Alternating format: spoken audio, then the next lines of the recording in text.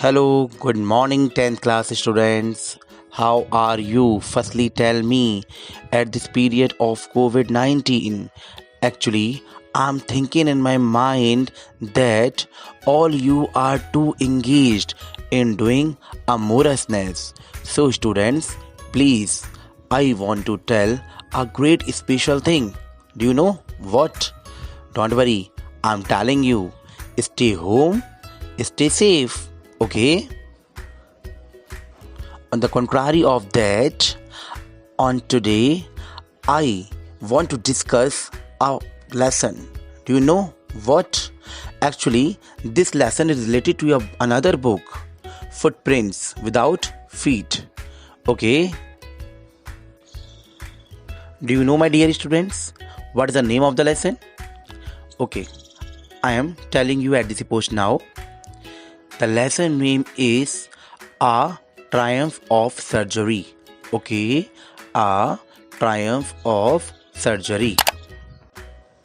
And it is written by James Alfred Witt. Actually, at this epoch, I want to tell something about James Alfred Witt. Okay, now listen too carefully, my dear students.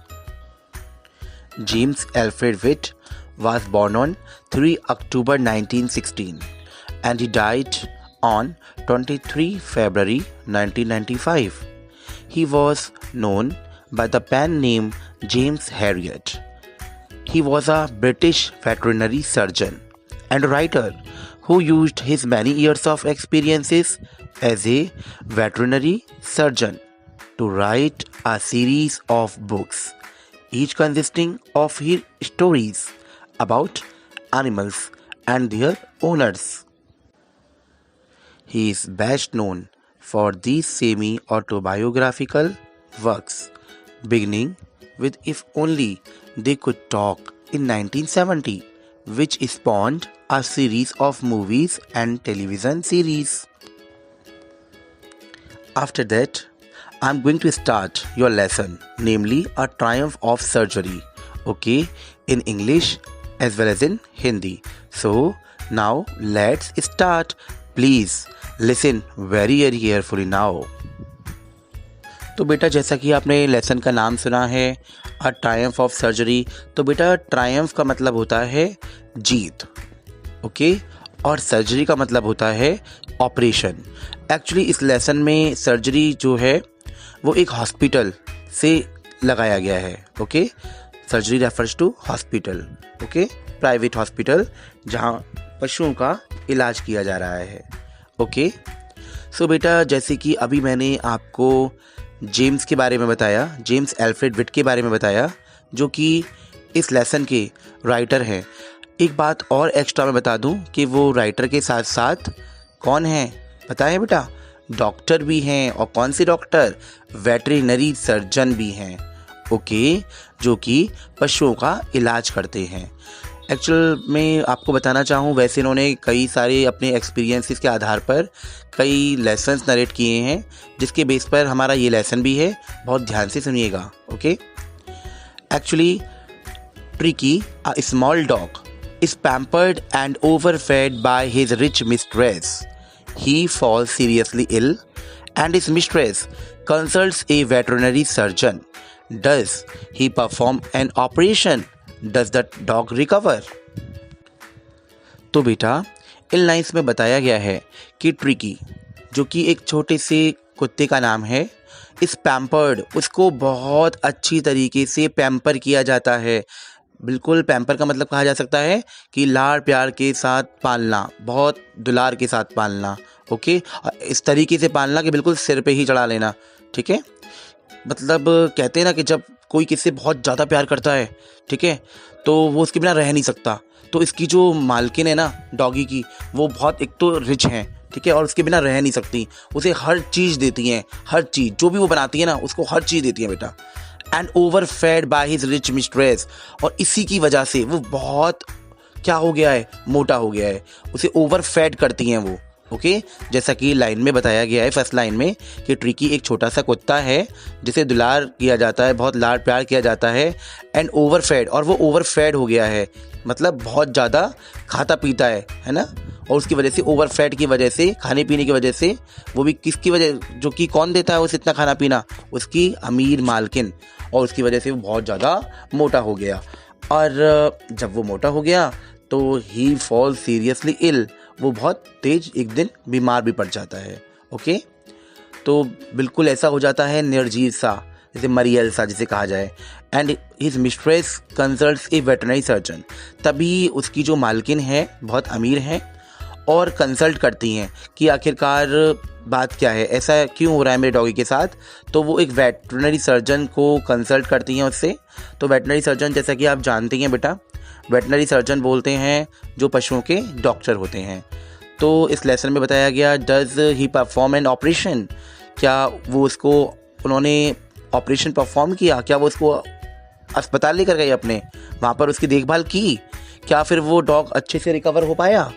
Okay, सो चलते हैं lesson की ओर। Please listen. I was really worried about Tricky this time. I had pulled up my car when I saw him in the street with his mistress, and I was shocked at his appearance.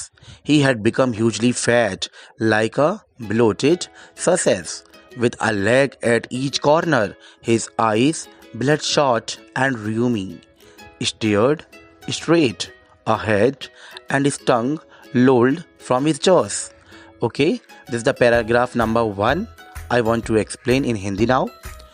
Actual में बेटा इसमें एक बोला गया है, I was really worried, मैं बहुत ज़्यादा चिंतित था, अबाउट ट्रिकी दिस टाइम। आई इसमें कहा गया है बेटा राइटर के लिए, किसके लिए, जेम्स एल्फ्रेड विट के लिए। ओके, वो बहुत ज़्यादा चिंतित थे इस बार, किसको लेकर के, ट्रिकी को लेकर के। कैसे चिंतित थे, और I had pulled up my car, मैंने अपनी कार को रोक लिया। When I saw him in the street, जब मैंने उसको देखा, हिम कहा गया है किसके लिए, ट्रिकी के लिए। जब मैंने उस डॉग को देखा, वो भी उसकी मालकिन के साथ। Okay, and I was shocked at his appearance, और उसकी अपीयरेंस को देख करके, उसकी प्रतिक्रिया को देख करके, उसकी वेशभूषा को देख करके कि कैसा लग रहा था वो। He had become hugely fat, इतना मोटा, He had become hugely fat. हे भगवान, कितना ज़्यादा मोटा हो गया था। Like a bloated sausage. Bloated sausage कहते हैं एक फूले हुए कबाब की तरह। Okay, with a leg at each corner, ऐसे जैसे कि पैर से भी वो चल नहीं पा रहा है, बिल्कुल भी इतना मोटा हो गया है। हे भगवान, की उसके पैर भी ऐसे लग रहे हैं फैले फैले से चारों कॉर्नर से। ओके, हिज आईज, उसकी आंखें, ब्लड शॉट एंड र्यूमी, उसकी आंखें ऐसी लग रही थी बिल्कुल ब्लड शॉट जैसी, बिल्कुल लालिमा छा गई हो आंखों में, बिल्कुल लाल। र्यूमी, र्यूमी जानते हैं क्या होता है, र्यूमी का मतलब होता है बेटा कि उसकी आंख में से और नाक में से एक तरीके से पानी जा रहा था। Okay, stared straight ahead and his tongue lolled from his jaws, और वो किस तरीके से उसको दिखता है कि उसकी जो टंग है वो भी जबड़े से बाहर लटकी हुई है, ऐसा लगता है हाफ रहा है बेचारा। तो वो बेटा राइटर बिल्कुल देखता का देखता ही रह जाता है उसे, तो कि ये क्या क्या देख रहा हूँ मैं इसको, इतना मोटा हो गया है, इतना निर्जीव हो गया है ये कि चल भी नहीं पा रहा। सब किसका कारण हो सकता है बेटा, सोचो जरा, सब किसकी देन है ये उसे मोटा करने की, है ना, खूब खिलाओ पिलाओ, किसकी देन है ये, समझ रहे हो ना। ये देन है सीधी सीधी उसकी मालकिन की, इतने लाड़ प्यार की। इतना भी क्या दुलार करना किसी को, वो कहते हैं ना कि बहुत ज़्यादा लाड़ प्यार करती है तो उसे हर कुछ दे देगी। हर कुछ का मतलब बेटा इस लेसन में बताया भी गया है, आप खुद भी जब मैं इसको रीड आउट करूँगा ना तो खुद भी आप बड़े इंटरेस्ट के साथ देखोगे, वाह क्या जीवन है इसका, वाह। आफ्टर दैट बेटा Mrs. Pumphrey hastened to explain. He was so listless, Mr. Harriet. He seemed to have no energy. I thought he must be suffering from malnutrition, so I have been giving him some little extras between meals to build him up, some malt and cold liver oil and a bowl of Horlicks at night to make him sleep. Nothing much really. तो बेटा जब वो wait doctor उसको दिखते हैं और दिखते ही रह जाते हैं, जिनका नाम इस लेसन में क्या है, हैरियट। ओके, जो हमारे जेम्स है ना, जेम्स एल्फ्रेड विट वही इस लेसन जो राइटर है ना, वही डॉक्टर हैं। तो बेटा वो देखते के दिखते रह जाते हैं हैरियट। क्या ऐसी अपीयरेंस उसकी डॉगी की, ट्रिकी की, दिखते के देखते रह जाते हैं कि हे भगवान क्या हुआ ये एकदम से। सो बेटा जैसा कि मैंने अभी पढ़ा, Mrs Pomfrey hastened to explain, बहुत जल्दी से उसको एक्सप्लेन करती हैं मिसेस पम्फ्रे, बताती हैं, किसको बताती हैं? डॉक्टर को। He was so listless mister Harriet, वो तो बिल्कुल लिस्टलेस हो गया है, बिल्कुल निर्जीव हो गया है Mr Harriet. He seem to have no energy, ऐसा लगता है कि इसमें तो अब ताकत ही नहीं रही, आप बताइए मैं क्या करूं? I thought he must be suffering from malnutrition, मुझे तो कहीं ऐसा लग रहा था कि ये कहीं कुपोषण का शिकार ना बन जाए, ठीक है। बिकॉज ऑफ दैट बेटा वो सोचती है कि कहीं वो चल नहीं पा रहा है, ऐसा दिख रहा है, तो कहीं ना कहीं ऐसा तो नहीं है कि ये कुपोषण का शिकार हो रहा हो, ठीक है, इसे अच्छी तरीके से न्यूट्रिशन नहीं मिल रहा हो, इस वजह से ये इस तरीके से इसकी अपीयरेंस देखने को मिल रही है हमें कि ऐसा हो गया है, ब्लॉटेड सैस की तरह, चल भी नहीं पा रहा है, आँख भी ब्लडी हो गई हैं इसकी, ठीक है, र्यूमीसा निकल रहा है इसकी आइज़ में से, नोज़ में से, तो कहीं ना कहीं मेल न्यूट्रिशन का तो इफेक्ट नहीं है ये। So I have been giving him some little extras between meals to build him up. तो वो क्या कहती हैं, मैं कुछ खास नहीं बट कुछ ना कुछ एक्स्ट्रा दे देती हूँ खाने में भी, ताकि टू बिल्ड हिम अप, उसको ताकत बनी रहे इसको, ठीक है, क्योंकि बेचारा मुझे बहुत ऐसा लग रहा है कि निर्जीव सा है, इसलिए इसकी ताकत को बनाए रखने के लिए मैं उसे खाने में बीच बीच में एक्स्ट्रा और दे देती हूँ। क्या क्या एक्स्ट्रा दे देती है, जरा ध्यान से सुनिए। Some malt and cold liver oil. तो बेटा वो फिर एक्स्ट्रा में क्या दे रही हैं उन्हें? Some malt and cold liver oil and a bowl of Horlicks. तो बेटा माल्ट होता है कि जब हम दूध पीते हैं ना तो कुछ उसमें डालकर पीते हैं, जैसे कि कॉर्नफ्लेक्स वगैरह, और तो वो जिससे भी बने होते हैं, that is called to be a malt. And cold liver oil, cold liver oil का मतलब हुआ कि जो कि एक कोड मछली होती है उसके लिवर से एक्सट्रैक्ट किया गया oil, okay. And a bowl of Horlicks, साथ में हॉर्लिक्स भी मिल रहा है, wow. At night to make him sleep, nothing much really, तो मैं रात में उससे जब सोते समय यही देती हूँ और ज़्यादा कुछ नहीं। हे भगवान, इतना सब कुछ तो दे रही है, ऊपर से ये कह रही है कि ज़्यादा कुछ नहीं। तो बेटा आफ्टर दैट सुनिए डॉक्टर क्या कहते हैं। And did you cut down on the sweet things as I told you, क्या तुम उन चीज़ों पर भी कट लगा रही हो, उन चीज़ों पर भी रोक लगा रही हो, उन मिठाई वाली चीज़ों पर, जैसा कि मैंने आपको पहले बताया था? Oh, I did for a bit, but he seemed to be so weak I had to relent. He does love cream cakes and chocolate, so I can't bear to refuse him. तो बेटा क्या कहती हैं, सुनिए ध्यान से। तो mister Harriet का जवाब है, हाँ मैंने रोक लगाई थी कुछ समय के लिए, बिट के लिए, लेकिन जब मुझे ऐसा प्रतीत हुआ था ना, but he seem to be so weak, कि वो बिल्कुल वीक सा होता जा रहा है, तो मैंने थोड़े से रिलायंस ही छोड़ दी, मतलब मैंने उसको देना थोड़ा थोड़ा करके स्टार्ट कर दिया मिठाइयाँ भी, क्योंकि मुझे ऐसा लग रहा था कि बेचारा सब तो खा ही लेता है, तो इसको दे दिया जाए, क्यों तड़पाया जाए, तो मैं थोड़ा सा एक लीनियंसी मैंने बरत दी, मैं रिलायंट हो गई। He does love cream cakes and chocolate, so ऊपर से ये तो मैं जानती हूँ कि उसे बहुत ज़्यादा क्रीम केक्स पसंद हैं, चॉकलेट्स भी पसंद हैं। I can't bear to refuse him, ऐसे तो मैं उसको मना नहीं कर सकती हूँ देने से, मैं उसे रिफ्यूज़ नहीं कर सकती। I can't bear to refuse him, कैसे रिफ्यूज़ करूँ, मेरा प्यारा सा डॉग है, तो ऐसा तो मुझसे नहीं हो सकता कि मैं चॉकलेट खाऊँ, मिठाइयाँ खाऊँ उसके सामने और वो मुझे दिखता रहे, ठीक है, तो मैंने तो उसे देना स्टार्ट कर दिया। Then, after that, I looked down again at the little dog. That was the trouble. Tricky's only fault was greed. He had never been known to refuse food. He would tackle a meal at any hour of the day or night. And I wondered about all the things Mrs. Pumphrey had not mentioned. तो बेटा इसमें Harriet फिर कहते हैं कि I look down, मैंने फिर दोबारा से देखा, उस लिटिल डॉग ट्रिकी की तरफ देखा। दैट वॉज द ट्रबल, परेशानी का कारण यही था। Tricki's only fault was greed, Tricki की जो गलती थी वो क्या थी, डू यू नो? ग्रीड, उसका लालचपन, वो इतना लालची था कि उसे कभी वो मना ही नहीं करता था। He had never been known to refuse food. कभी मना नहीं करता था, उसे जो दे दिया और जिस समय दे दिया उसी समय खा लिया। He would tackle a meal at any hour of the day or night। ऐसे ही बोला गया है कि कभी भी मील को ले लेता था। ऐसा नहीं है कि अब रात हो गई है, अब मैं कुछ नहीं खा रहा है, कुछ भी, जिस समय दे दो उस समय बेचारा ठूसने बैठ जाएगा। And I wondered about all the things Mrs. Pumphrey had not mentioned। और मुझे इस बात का तो बहुत आश्चर्य था।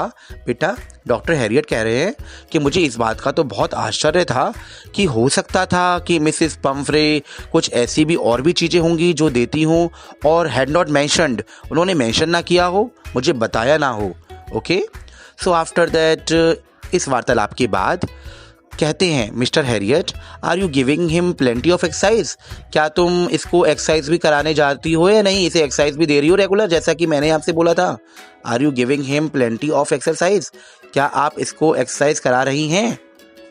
Well, he has his little walks with me as you can see, but Hodgkin the gardener has been down with lumbago, so there has been no ring throwing lately. बिल्कुल, आप देख तो रहे हैं कैसे वो थोड़ा थोड़ा चल रहा है मेरे साथ, आप देख तो रहे हैं ना। बट लेकिन एक प्रॉब्लम है। क्या? बट हॉगिन द गार्डनर, जो उसका ये गार्डनर है, गार्डनर समझते हैं ना बेटा, माली, he has been down with lumbago, वो आउट ऑफ स्टेशन गया है। क्यों गया है? क्योंकि वो लम्बेगो से पीड़ित है। लम्बेगो कहते हैं बेटा जो पीछे कमर का दर्द होता है ना, जो रीढ़ के नीचे की तरफ जो दर्द होने लगता है, तो उससे थोड़ी सी बैक पेन से कह सकते हैं, बैक पेन से थोड़ा सा उसे प्रॉब्लम हो रही थी, इसलिए वो आउट ऑफ स्टेशन गया हुआ है। तो उससे क्या, so there has been no ring throwing lately, तो पहले तो वो उसके साथ गेम खेल लिया करता था, हवा में रिंग फेंका करता था, तो वो उसे उछल करके पकड़ कर लेकर आता था ट्रिकी। लेकिन अब ऐसा कोई गेम तो रहा नहीं, अब तो ये मेरे साथ ही टहलता है, तो इस वजह से यह थोड़ा सा हो सकता है ये ऐसा महसूस कर रहा हो, थोड़ा सा लेसलेस सा। तो बेटा आप देख रहे हैं ना इस लेसन में क्या हो रहा है। तो मेरे प्यारे बच्चों, आपने देखा कि किस तरीके से जो कारण है उसकी प्रॉब्लम का, ट्रिकी की प्रॉब्लम का, कि वो इतना ज़्यादा मोटा हो गया है, बेचारा लिसलेस हो गया है, बीमार सा रहने लगा है, आंखों में से पानी जाने लगा है, ये सारा का सारा जो प्रॉब्लम क्राइटेरिया इसके साथ बन रहा है, तो ये किसकी वजह से बन रहा है? उसकी ओवरफैट की वजह से। और ओवरफैट कौन करा रही है उसे? उसकी मालकिन, ओके, जो उसे पालती हैं, ओके, उसकी ओनर, तो Mrs Pumphrey, it means, I mean to say that. तो इतना भी क्या लाड़ प्यार करना कि लाड़ प्यार के चक्कर में ही उसका जो ट्रिकी है वो इतना बीमार हो गया। और वो देखो ट्रिकी कितने मजे से जो मिल जाए, हॉर्लिक्स लो। अब तो देखना इस लेसन में बेटा क्या क्या आने वाला है, ओके, कि कितने बढ़िया बढ़िया माल उड़ाता है वो। सो बेटा उसकी बीमारी का कारण उसकी डॉक्टर हैरियट नहीं, उसकी जो मालकिन है मिसेस पम्फ्रे हैं। डॉक्टर हैरियट के कहने पर भी उन्होंने पहली उनकी मुलाकात में खूब समझाया था कि ऐसे नहीं करना, ऐसे करना है आपको उसके साथ में, लेकिन कंडीशन ही उन्होंने बिल्कुल उलट दी। किसने? मिसेस पम्फ्रे ने, वो भी लाड़ प्यार की वजह से। तो बेटा मैं आज आपको इस डे में, आज के दिन, ओके, 1 पेज सेंड कर रहा हूँ, तो प्लीज़ आप इस PDF को अच्छे से पढ़िएगा और इस लेसन को आप